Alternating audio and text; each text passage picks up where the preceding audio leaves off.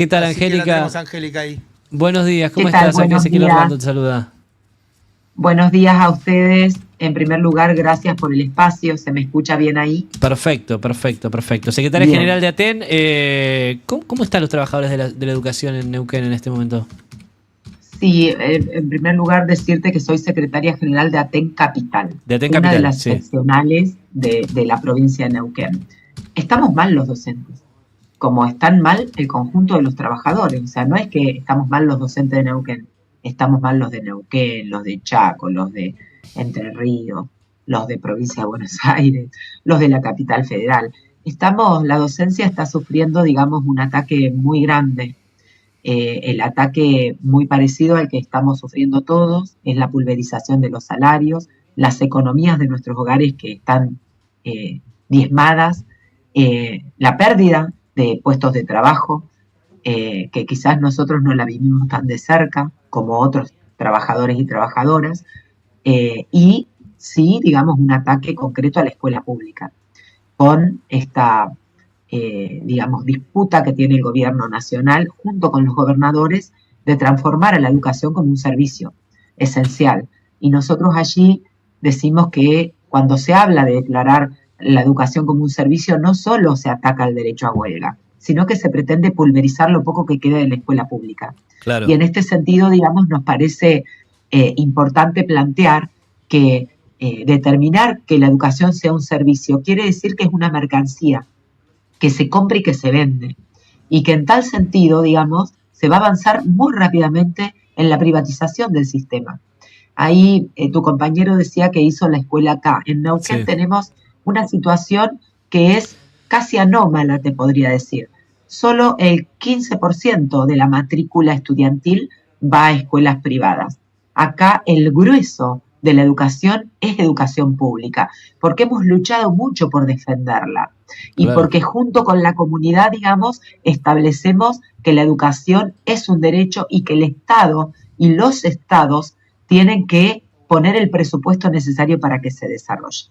Dicho esto, la motosierra de Milei, que no es solo de Milei, la comparte con todos los gobernadores, evidentemente, ha venido a hacer mucho daño en la escuela pública en Neuquén.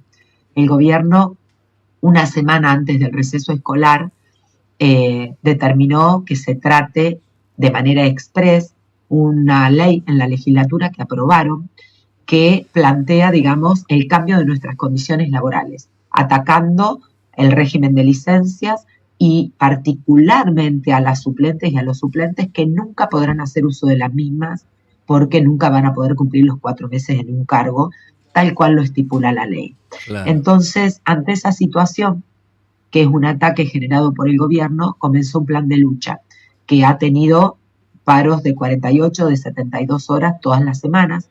Esta es la 8ª semana de huelga. Estamos con paro ayer y hoy, y mañana tenemos asambleas para discutir cómo continuar.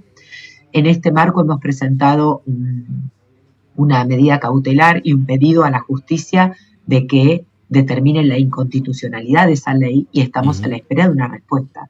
Porque si la justicia admite nuestro pedido y por esa vía se suspende la aplicación de esta ley, estaremos justamente demostrando que los docentes teníamos razón en nuestro reclamo.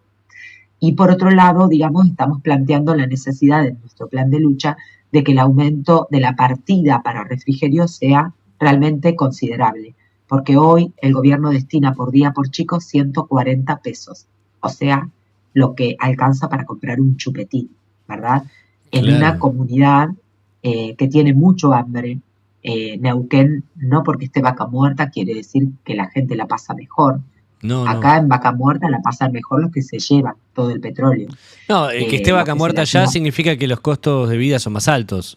Ya Así es. nada más. Bueno, exacto, yo ayer explicaba que una maestra, por ejemplo, que recién se inicia en Neuquén, cobra 650.000 pesos. Y un alquiler acá está en los 500.000. Claro, O sea, parece un los buen sueldo alquileres. en algunas provincias, 600.000. Pero Exacto, si un alquiler está en 500.000, no te alcanza. Exacto, bueno, por eso, porque la vida acá está hecha para los salarios petroleros Claro. y no para lo que cobramos la gran mayoría de la población. Pero los salarios No docentes solo no los están pensados, alquileres. parece, para eso.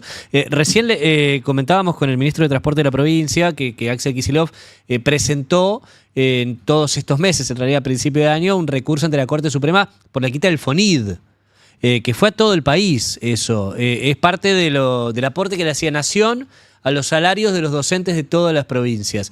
¿Eso cómo les repercutió en Neuquén?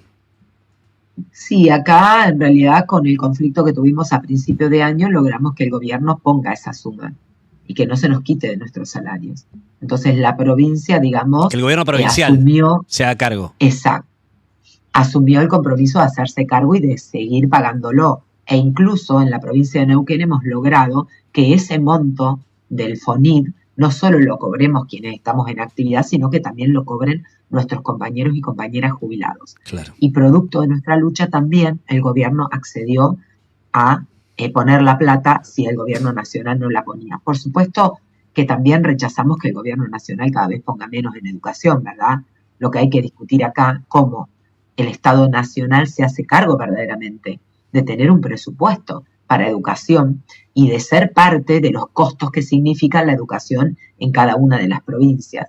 Porque lo que hizo el Estado nacional hace mucho tiempo ya, no solo con Milei, fue desentenderse de En lo los que 90. significa, claro, de lo que significa atender a la educación, digamos, desde el presupuesto nacional. Entonces se ha priorizado el pago de la deuda externa, el ajuste, digamos, en los montos que se destinan para educación, y cada vez la escuela pública está más hecha percha. Por eso nosotros decimos que esto de declarar la esencialidad de la educación lo que va a hacer es acelerar los pasos de dinamitar lo poco que queda de la escuela pública, ¿no?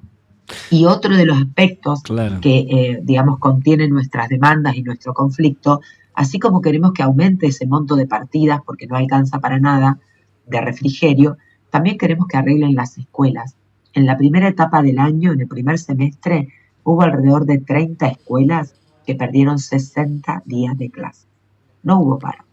Lo que hubo fue el abandono de la escuela pública y no las arreglaron.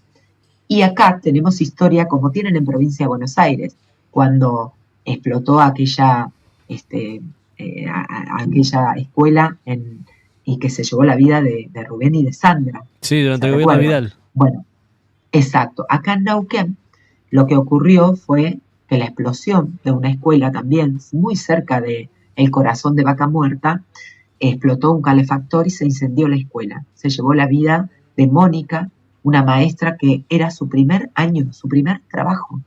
Fue en su primer día de clases y explotó la escuela y terminó con su vida. Y junto con ella Tremendo. murieron Mariano y Nicolás. Y nosotros estamos hoy atravesando ese juicio para indicar que no queden impunes las autoridades del Consejo Provincial de Educación que son responsables del hecho. Y creíamos que producto de esta situación desastrosa, el gobierno iba a arreglar las escuelas, iba a garantizar escuelas seguras. Y esto no ha ocurrido. Este semestre, como te digo, hubo muchas escuelas que no tuvieron clases. E incluso hace una semana, en una escuela del norte neuquino, explotó un termotanque, lanzó todo el agua caliente. Esa agua llegó, digamos, al cuerpo de un auxiliar de servicio que terminó hospitalizado y no pasó a mayores por la distancia que había entre el auxiliar y el termotanque. Ahora, podría haber sido una tragedia. Entonces, las escuelas son trampas mortales. No, Y uno piensa, no es una y prioridad dice, esto del gobernador, de Rolando Figueroa, no. ¿Qué hace ante estos casos? bueno, evidentemente no es una prioridad, porque Rolando Figueroa se lava las manos diciendo que el abandono era antes y que él recién está llegado y que no Claro. puede hacer mucho, Bueno, ¿no? hace 9 meses que Pero está. hace 9 meses que está. Primero. Segundo, si vos te postulás para gobernar una provincia y sabés cómo viene, te preparás para resolver los problemas que tiene. Claro. Pero sobre todo, un gobernador que ha anunciado hace pocos días que tiene 270.000 millones de pesos de superávit. Es como el gobierno nacional. Tiene superávit a costa del hambre, de la miseria, de la desocupación, de las escuelas que estallan y de las partidas miserables. Entonces, nosotros lo que decimos es que no puede haber superávit cuando hay 140 pesos por día per chico para el refrigerio.